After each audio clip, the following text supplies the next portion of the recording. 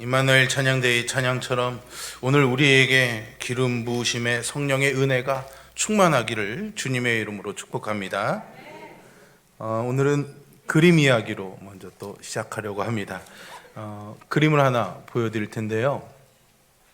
이 그림은 영국 런던에 있는 한 미술관에 있는 그림입니다.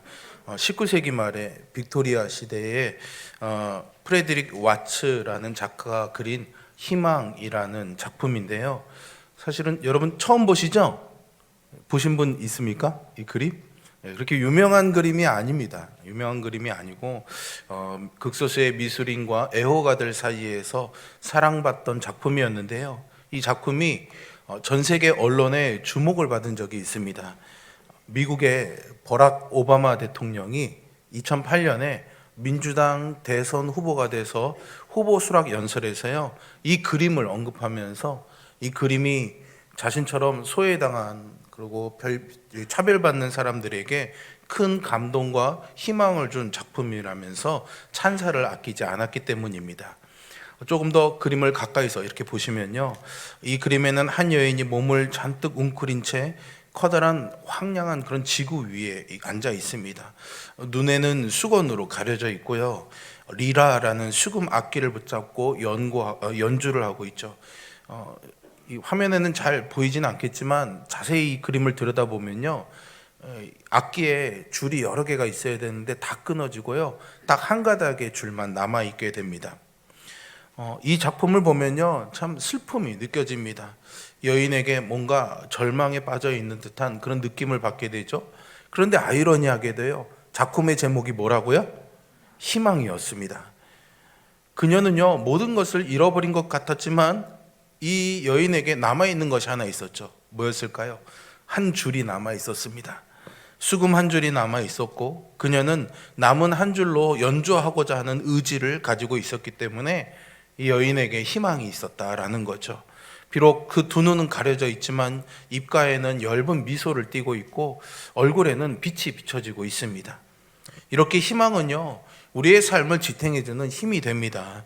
아무리 처한 환경이 어렵거나 삶이 고달프다고 할지라도 희망이 있는 사람은 미소를 띠고 자신의 길을 갈 수 있습니다. 오늘 우리가 읽은 베드로전서는요, 사도 베드로가 소아시아 지역에 흩어져 있는 성도들에게 보낸 편지입니다. 이 당시에 소아시아 지역에 있는 성도들은 힘겹게 살았습니다. 예수를 따른다는 이유로 핍박과 고난과 차별이 있었기 때문이거든요. 특히 베드로전서가 기록된 시기는요, 네로 황제에 의한 핍박이 아주 극에 달해 있을 때였습니다.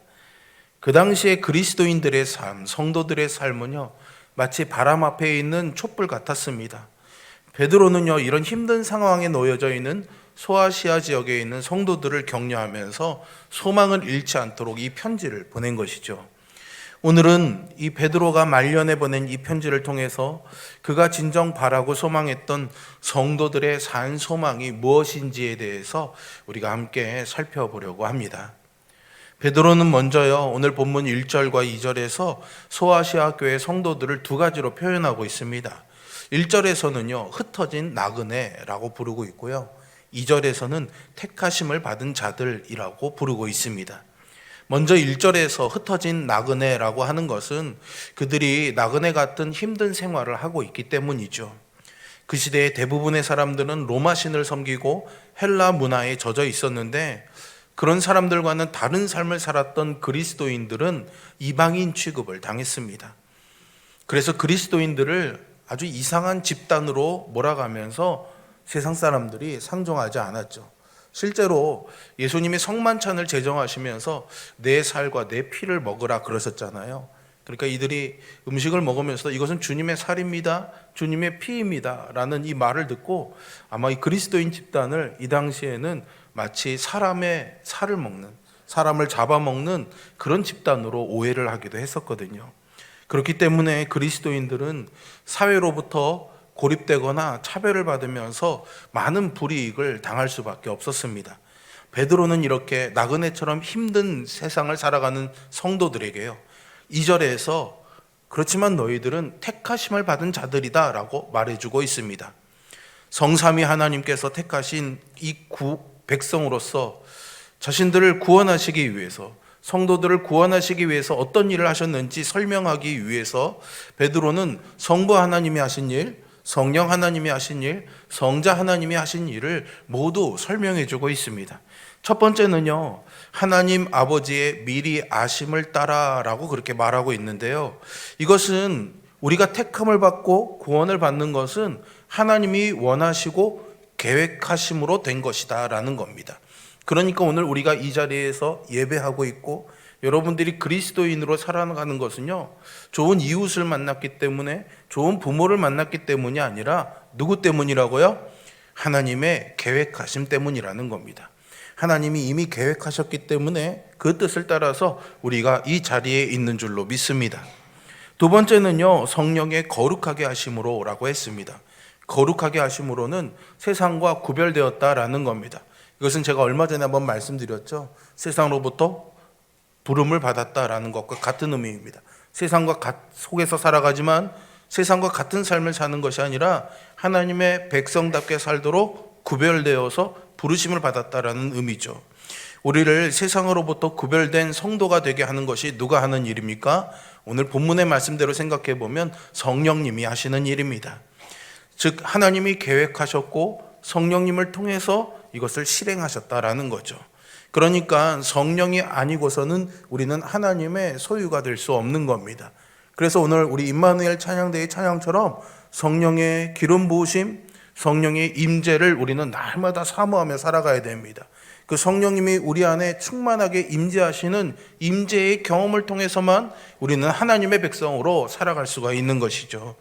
세 번째는요, 순종함과 예수 그리스도의 핏부림을 얻기 위하여라고 말합니다. 이 구절은요, 목적을 말해주고 있습니다. 그러니까 하나님의 계획을 따라서 성령께서 우리를 거룩하게 하신 것은 예수님의 순종하심과 핏부림에 이르게 하기 위함이라는 뜻입니다. 예수님의 순종과 핏부리신 결과로 성령께서 우리를 성도 되게 하셨을 뿐만 아니라 우리도 예수님처럼 순종과 고난에 참여하도록 하신다라는 것이죠. 베드로 사도가 성도들에게 이렇게 성삼위 하나님께서 하신 일들을 설명한 이유가 있습니다. 세상에서 이단아 취급을 받으면서 나그네처럼 힘들게 살아가지만 성삼위 하나님께서 택하신 자들을 구원하셔서 하나님 나라의 유업으로 받게 되는, 하나님 나라를 유업으로 받게 되는 그 소망이 있다는 것을 알게 해주고 험한 나그네 인생길을 잘 이겨내도록 하려는 데 있는 것이죠. 소망은요, 어떤 어려움이라도 이기게 해주는 힘을 주기 때문입니다. 2차 세계대전 때요, 포로 수용소에서 이상한 일이 벌어졌다고 합니다. 포로들이 겉으로 보기에는 다 말짱한데요, 의욕을 잃고 무기력한 상태로 시름시름 앓다가 죽어가는 겁니다. 그래서 군의관들이 그 원인을 면밀히 조사해 봤는데 그 원인을 찾아냈습니다. 포로들이 이 포로 수용소를 두르고 있는 철망을 바라보면서 내 인생은 이제 여기서 끝이구나, 여기서 벗어날 길은 없고 희망도 없다, 이런 절망적인 생각에 빠지면서 의욕을 잃고 시름시름 앓다 죽어간 것이죠. 그래서 이 병의 이름을 철망병이라고 붙였습니다. 우리는 철망병에 걸리지 않기를 바랍니다. 희망이 보이지 않으면 이렇게 살아갈 용기를 잃을 수밖에 없겠죠. 그러나 희망이 보이면 어떤 어려움도 이겨낼 수 있습니다. 우리가 험한 세상을 살아가노라면 낙심할 수도 있고 절망하게 만드는 철망이 2중 3중으로 겹쳐져 있을 때도 있을 것입니다. 이때 중요한 것이 바로 이 소망을 가지는 것입니다. 소망을 가지면 이겨낼 수 있습니다. 새로운 미래를 열어갈 수 있죠. 얼굴에 미소를 띠고 고난의 터널을 뚫고 지나가서 새로운 미래를 열 수 있습니다. 저와 여러분이 이 그리스도를 통해서 우리에게 주시는 소망으로 우리 인생의 이 고난과 어려움들을 이겨낼 수 있는 힘을 얻기를 주님의 이름으로 축복합니다. 하나님께서 우리 성도들에게 바로 이 소망을 주셨다는 겁니다. 누가 주셨다고요? 하나님이 우리에게 주셨어요. 3절의 말씀을 한번 보십시오. 우리 주 예수 그리스도의 아버지 하나님을 찬송하리로다. 그의 많으신 긍휼대로 예수 그리스도를 죽은 자 가운데서 부활하게 하심으로 말미암아 우리를 거듭나게 하사 산 소망이 있게 하시며 라고 말씀하죠. 여기서 베드로가 말하고 있는 산 소망이 누가 준 거라고요? 누구에게 준 거라고요? 거듭난 사람에게 주어진 것이다 라고 베드로는 설명해 주고 있습니다. 그러면 우리가 어떻게 거듭납니까? 하나님의 많으신 긍휼과 예수 그리스도의 죽음과 부활을 통해서 거듭났다고 설명하고 있습니다. 베드로가 말하는 산소망이라는 것, 그러니까 이것은 바로 살아있는 소망, 반드시 성취되는 소망이라는 뜻입니다. 산소망의 반대말은 뭘까요? 저는 헛된 소망이라고 생각합니다. 자기 스스로 이룰 수 있다고 긍정의 힘을 빌린 소망도 있겠고, 되면 좋고 안 되면 할 수 없다는 그런 식의 소망도 있습니다. 어쨌든 이런 소망들은요, 다 헛된 소망입니다. 더더군다나 내 능력에 의지한 소망은요, 결국에는 이런 헛된 소망으로 결말이 나고 말 것입니다. 우리의 소망이 산소망이 되는 이유는요, 그 소망은 하나님의 긍휼로 부활하신 예수님의 근거한, 너무도 분명한 역사적 사실에 근거한 소망이기 때문입니다. 하나님께서 예수 그리스도를 죽은 자 가운데서 부활하게 하심으로 우리를 거듭나게 하셔서 산소망이 있게 하셨습니다. 그런데요, 사도 베드로가 이 시련에 처한 성도들에게 편지를 보내면서 산소망을 주신 하나님께 찬송하리로다 라고 말하면서 그 첫머리를 시작하고 있습니다. 그 이유가 무엇일까요? 그것은 성도는 아무리 힘든 시련 속에서도 현실의 문제에만 마음과 시각이 고정되어서는 안 된다는 것을 말하기 위해서일 것입니다. 하늘의 산소망을 마음에 간직하고 있는 자는 시련 중에 좌절하지 않으며 비록 시련을 피할 수 없다 해도요, 그러한 중에 기쁨을 누릴 수 있습니다. 바로 이것이 성도의 소망에 관한 비밀입니다. 거듭난 성도들이 간직한 하늘 소망은 이 땅의 소망과는 근본적으로 다릅니다. 땅에 속한 소망은 결국은 소멸하기 마련이죠. 아무리 많은 부와 명예와 지위를 얻는다고 하더라도 그 모든 것은 썩고 없어질 것입니다. 그런 의미에서 땅에 속한 소망은 죽은 소망이라고도 할 수 있습니다. 여러분, 사막을 횡단할 때 가장 큰 어려움이 뭐겠습니까? 타는 목마름을 가져오는 건조함이기도 하겠죠. 풀 한 포기 먹을 것도 없는 척박함일 수도 있습니다. 아니면 먹을거리를 찾아다니며 밤마다 위협하는 야생동물일 수도 있겠죠. 사막을 횡단하는 사람들의 이야기를 들어보면 헛된 희망, 그러니까 신기루를 보고 그곳에 오아시스가 있다고 생각하거나 도움을 줄 만한 도시가 있다고 믿는 그런 헛된 소망이 사람을 좌절하게 만들고, 그 좌절이 우리의 신체 능력을 떨어뜨려서 결국에는 죽음에 이르게 한다고 합니다. 이렇게 세상의 희망은 신기루처럼 우리를 실망시키고 절망의 구렁텅이에 빠뜨립니다. 그러나 하나님께서 우리에게 주신 소망은 결코 우리를 실망시키지 않습니다.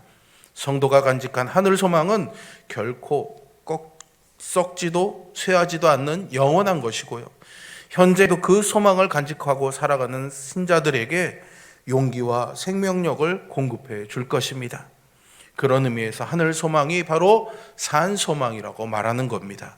거듭난 성도가 간직한 하늘의 산 소망이야말로 시련 중에서도 감격의 찬송을 부를 만한 충분한 이유가 되는 것이죠.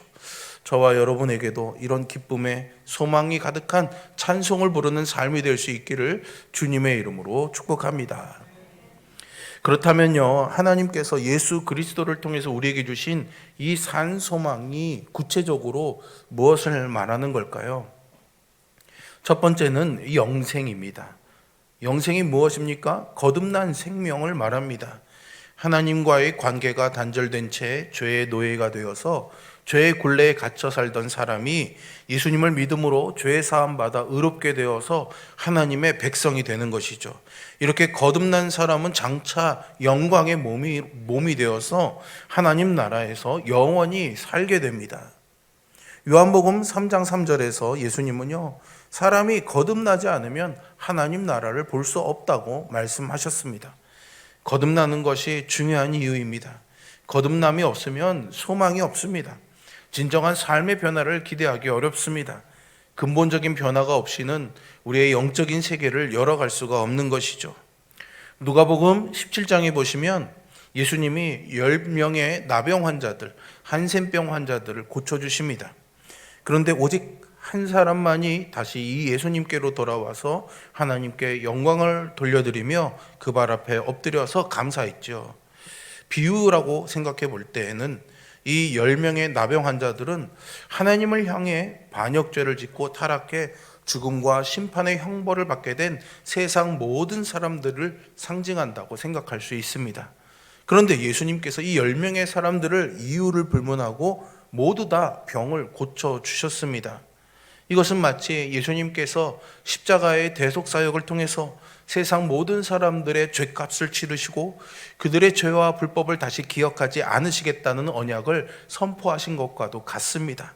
누구든지 다 용서하고 치유하마라고 말씀하신 거죠. 이 예수님의 대속사역이 세상 모든 사람들을 위한 것이라 할지라도요, 여전히 깨끗하게 해주신 생명의 근원이고 재판장이신 이 하나님을 믿지 않고 반역하는 자들은 병 고침은 받을지는 몰라도 구원을 얻을 수는 없는 겁니다. 10명의 나병 환자가 다 예수님께 병 고침을 받았습니다.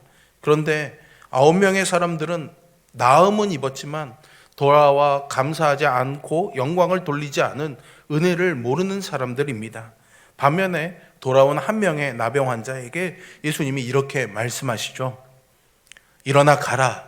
내 믿음이 너를 구원하였느니라. 돌아와서 예수를 치유의 근원이신 하나님으로 인정하며 감사했을 때 그에게는 또 다른 은혜, 구원이 임했던 겁니다. 나를 낫게 해주신 분께 돌아와 그의 발 아래 엎드려 감사와 영광을 올리는 그 주님을 인정하고 은혜를 감사하는 그런 사람이 구원을 받는 것이죠. 천벌과 같은 나병에서 치유되는 소망은 너무나 절실하고 만약 그것이 이루어진다면 그만한 기쁨이 없을 것입니다. 하지만 여러분, 거기에 그치면 그것은 산소망이 아닙니다. 한계가 있습니다. 근본적인 삶의 변화를 가져올 수가 없는 것이죠. 산소망은 거듭나 영생을 얻는 것입니다. 거듭나서 영생의 생명으로 의롭고 거룩하고 선한 삶을 살아가는 것이죠. 이 소망이 진정한 소망입니다. 이 소망이 참 산 소망인 것이죠.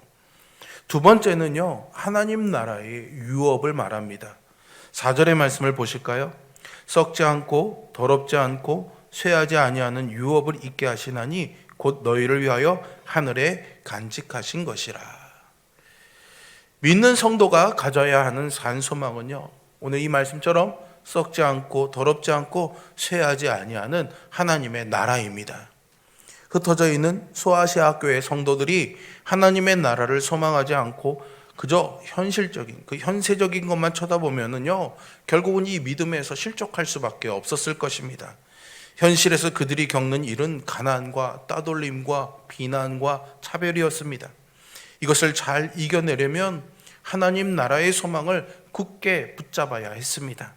하나님 나라의 소망은 모든 믿는 자들이 붙잡아야 할 소망입니다. 이 땅의 다른 모든 것들이 무너져 내리지만 하나님의 나라는 결코 무너져 내리지 않기 때문이죠. 영원한 그 하나님의 나라를 소망해야 되는 것입니다. 여러분, 이 세상에 많은 기업들이 있죠. 우리나라에도요, 세계적으로 아주 경쟁력을 가진 대기업들이 있습니다. 그런데 이런 기업들이 아무리 자본이 많고 인재가 많고 조직이 탄탄하다고 하더라도요, 영원하다고 할 수는 없습니다. 언젠가는 무너지고 말 수도 있겠죠. 미국의 유명한 신용평가 회사인 스탠더드 앤 푸어드 회사에서요, 자료를 만들었는데 영국의 경제 전문 잡지인 포춘에서 선정한 세계 500대 기업의 평균 수명이요 30년이라고 합니다. 그리고 점점 더 그 수명이 짧아지고 있다고 합니다. 사람이 세운 기업은요 영원하지 않습니다. 오래가지 않아 사라지고 말지요. 대제국을 이룬 위대한 영웅들을 한번 생각해 보십시오. 역사 속에서 많은 사람들이 영웅이 되어 큰 제국을 건설했지만 그 제국이 지금 남아있지 않지 않습니까? 제국도 멸망하고 맙니다. 대기업도 제국도 그렇다면 우리는 더할 나위 없겠죠. 우리의 인생은 너무나 가변적입니다. 언제 어느 때 어떻게 될지 잘 모릅니다. 그러니 우리가 붙잡아야 할 것은 흔들리지 않는 것, 변하지 않는 것, 영원한 것이 되어야 되겠죠. 그것이 바로 쇠하지 아니하고 변하지 아니하는 영원한 하나님 나라의 유업인 줄로 믿습니다. 하나님 나라를 소망하지 않으면 결국 눈앞에 있는 것만 바라보는 그런 현세적인 신앙이 될 수밖에 없습니다. 지금 당장 해결해야 될 문제, 지금 나에게 필요한 것, 내가 생존해 있을 때 누릴 수 있는 것만을 소망하며 삽니다. 이런 것을 바라는 것을 죄라고 말하지는 않습니다. 당연히 우리에게 필요한 것을 구해야 하겠죠. 그러나 우리가 성숙한 신앙, 건강한 신앙, 단단한 신앙이 되기 위해서는 눈앞에 보이는 것 너머에 이 보이지 않는 하나님의 나라를 소망하는 그 믿음이 있어야 되는 것입니다. 왜냐하면 세상에 대한 소망은 너무나 가변적이기 때문입니다. 있다가도 사라지게 되고요, 없다가도 나타나게 됩니다. 이런 것은 영원한 소망이 아니라 현세적인 소원에 불과합니다. 우리가 품어야 하는 것은 현세적인 소원이 아니라 영원한 소망이어야 할 줄로 믿습니다. 나그네 인생을 살아가는 성도들은 더더군다나 이 산 소망을 품어야 합니다. 썩지 아니하고 더럽지 아니하고 쇠하지 아니하는 하나님 나라를 유업으로 받는 소망 말입니다. 이 산 소망이 있을 때 우리는 나그네 인생길에서 주저하지 않고 끝까지 기쁨으로 신앙의 경주를 할 수 있습니다. 사랑하는 성도 여러분, 여러분들이 품고 있는 소망은 무엇입니까? 시간이 지나면 썩어질 것 아닙니까? 영원하지 못한 눈앞에 보이는 것 아닙니까? 우리가 품어야 할 소망은 죽은 소망, 헛된 소망이 아니라 산 소망이어야 합니다. 영생의 소망, 하나님 나라의 소망, 이것이 우리가 품어야 할 소망이죠. 이 소망으로 험난한 나그네 인생길을 잘 이겨내시면서 새로운 날을 맞이하는 은혜가 있기를 주님의 이름으로 축복합니다. 마지막으로요, 나그네와 같이 힘들게 살아가는 성도들이 알아두어야 할 것이 있습니다. 바로 하나님의 보호하심입니다. 5절의 말씀을 한번 보실까요? 너희는 말세에 나타내기로 예비하신 구원을 얻기 위하여 믿음으로 말미암아 하나님의 능력으로 보호하심을 받았느니라. 아멘. 하나님은요, 택하신 자들이 구원에 이르기까지 전능하신 능력으로 보호해 주십니다. 베드로전서 5장 8절의 말씀을 보시면 대적 마귀는 우는 사자같이 두루다니며 삼킬 자를 찾아다닌다 했습니다. 마귀는 성도를 넘어뜨리기 위해서 유혹하고 함정을 파놓고 빠뜨리며 낙심하게 하며 온갖 방법을 다 동원합니다. 만약 마귀의 이런 계획에 우리가 속수무책으로 그냥 들어서게 되고 하나님이 막아주시지 않는다면 우리는 버텨낼 수 없을 것입니다. 우리가 이런 마귀의 유혹과 이런 어려움들이 있음에도 불구하고 우리의 신앙을 지킬 수 있는 것은 하나님이 보호해 주시기 때문입니다. 하나님은 성도들을 세상 가운데 절대로 홀로 내버려 두지 않으십니다. 하나님은 택하신 자들이 구원의 자리에 이르기까지 함께 하시며 보호해 주십니다. 우리가 신앙생활을 할 때 내 자신의 모습을 보면 불안불안하고 위태위태하죠. 작은 유혹에도 쉽게 넘어가 버리고 여전히 세상을 사랑하는 것 같고 작은 일만 터져도 근심에 사로잡히게 됩니다. 이런 내 자신의 모습을 보면서 나는 과연 구원의 자리에 설 수 있을까 하는 우려가 생기죠. 그러나 이런 우려는 떨쳐버리십시오. 이런 염려를 할 필요가 없습니다. 우리는 연약하지만 전능하신 하나님이 바로 우리를 보호해 주시기 때문입니다. 가만히 생각해 보면 우리가 이렇게 지금까지 신앙생활을 포기하지 않고 지속해 올 수 있는 이유는 너무나 기적과도 같은 일이라는 생각이 듭니다. 주일 오전 예배에 나오는 것, 또 오후에도 예배드리고 수요 예배, 또 새벽 기도에 이렇게 참석하면서 또 적지 않은 그런 헌금을 매월마다 그렇게 하나님께 드리고 집에서도 하지 않는 일을 교회에 오면은 손목을 걷어붙이고 봉사하죠. 여러분, 다른 일을 이렇게 하라고 하면 우리가 할 수 있을까요? 우리가 이렇게 믿음 생활을 할 수 있는 것은 우리가 좋은 사람이어서 우리가 의지가 강해서 결단력이 있어서 그렇게 할 수 있는 것이 아닙니다. 우리를 보호해 주시는 하나님이 계시기 때문에, 우리를 인도해 주시는 하나님이 계시기 때문에 가능한 일입니다. 그러니 우리가 이 세상을 살아가면서 세속에 물들지 않고 순전하고 진실한 신앙을 지켜갈 수 있는 것은 하나님께서 능력으로 우리를 보호하시고 인도하신다는 가장 강력한 증거입니다. 지금까지 지키시고 보호해 주신 그 하나님께서 앞으로도 여러분들을 지키시고 보호해 주실 줄로 믿습니다. 사랑하는 성도 여러분, 우리는요, 나그네 같은 삶을 살지만 하나님의 택하심을 받은 하나님의 사람이라는 것을 잊지 마십시오. 그러니 이 믿음을 가지고 세상에서 어떤 일이 있더라도 흔들리지 마시기를 바랍니다. 영생의 산 소망을 품고 쇠하지도 아니하고 변하지도 아니하는 하나님 나라의 유업을 바라보시기 바랍니다. 그러면 하나님이 우리를 지키시고 보호해 주실 것입니다. 그렇게 흔들리지 않고 견고한 신앙으로 시험에 흔들리지 않고 마지막까지 이 믿음의 길을 걸어 승리자가 되시기를 주님의 이름으로 축복합니다. 기도하겠습니다.